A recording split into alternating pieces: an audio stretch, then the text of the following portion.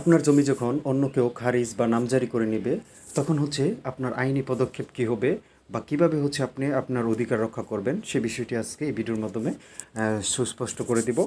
তো যখনই কোনো ব্যক্তি আপনার জমি বা হচ্ছে আপনার মালিকানাধীন কোনো সম্পত্তি সেটা খারিজ বা নামজারি করে নেয়, অর্থাৎ হচ্ছে নামজারি বা খারিজ বলতে আমরা বুঝি যে সরকারের কাছে যে খাজনা বা কর পরিশোধ করতে হয়, তো সেই করের জন্য সরকারের রেজিস্টারে হচ্ছে ভূমি মালিকের নাম এবং জমি এবং জমির বিস্তারিত বিবরণ অন্তর্ভুক্তকরণ।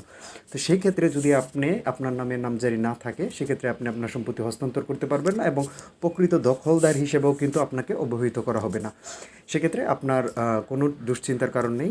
যদি এরকম হয় যে কোনো ব্যক্তি প্রতারণামূলকভাবে বা হচ্ছে অন্য কোনো উপায়ে আপনার সম্পত্তি তার নামে নামজারি করে নিয়েছে, এরকম হয় যে একাধিক ভাই বোনের ক্ষেত্রে ভাইয়েরা হচ্ছে বাড়িতে থাকে এবং হচ্ছে বোনেরা হাজব্যান্ডের বাড়িতে থাকে, সেক্ষেত্রে এরকম হয় যে ওয়ারিশ সনদে তাদের নাম অন্তর্ভুক্ত না করে বা একাধিক ব্যক্তির নামে ডুপ্লিকেট দলিল তৈরি করেও হচ্ছে বা হচ্ছে যে কোনোভাবে এরকম হতে পারে নামজারি বা খারিজ সেটা হচ্ছে করে নিতে পারে অন্য কেউ।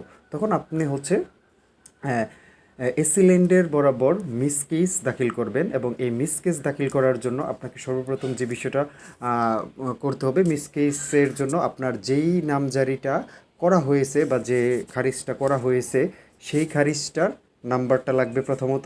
সেই নাম্বারটা আপনি পাবেন আপনার যে ইউনিয়ন ভূমি অফিস, অর্থাৎ যেই মৌজার সম্পত্তি অবস্থিত সেই মৌজার ভূমি অফিসে আপনার স্থায়ী ঠিকানায় নয় কিন্তু, অর্থাৎ সম্পত্তি যেই স্থানে অবস্থিত সেই স্থানের যে ভূমি অফিস আছে সেই ভূমি অফিসে। তারপর হচ্ছে আপনি চাইলে বর্তমানে অনলাইনেই হচ্ছে খতিয়ানের কপি, সার্টিফাইড কপি পাওয়া যায়, সেক্ষেত্রে আপনি অনলাইন থেকেই হচ্ছে সার্টিফাইড কপিটা অর্ডার করে নিতে পারেন। ডাক যোগাযোগে আপনার কাছে চলে আসবে 7 থেকে 10 দিনের মধ্যে।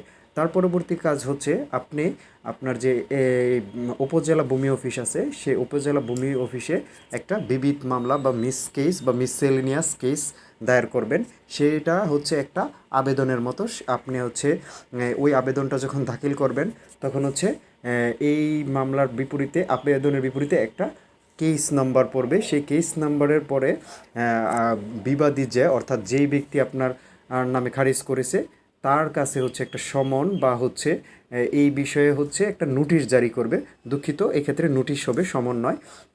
তো এই যে নোটিশটা জারি করবে, নোটিশ জারি করার পরে তাকে একটা সময় দিবে এবং ওই নির্দিষ্ট সময়ের পরে একটা শুনানি হবে। সেই শুনানির দিন উভয় পক্ষ হচ্ছে যার যার প্রমাণের যে দলিলাদি আছে সেই দলিলাদি দাখিল করলে এসিল্যান্ড যদি মনে করেন যে আপনার জমি সঠিক এবং আপনার মালিকানা সঠিক এবং আপনার দখল সঠিক, সেক্ষেত্রে হচ্ছে যেই ব্যক্তি নামজারি করেছিল তার নামজারিটি বাতিল করতে পারে। অর্থাৎ ত্রুটিপূর্ণ নামজারি বা হচ্ছে ভুল তথ্য সম্পূর্ণ নামজারি কিন্তু চূড়ান্ত নয়, সেটা মিসকেসের মাধ্যমে বাতিল করা যায়।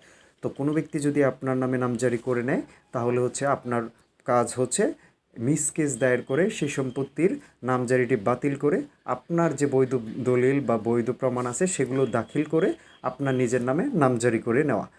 ধন্যবাদ সবাইকে। ভিডিওটি ভালো লাগলে চ্যানেলটিকে সাবস্ক্রাইব এবং ভিডিওটি শেয়ার করে দিবেন।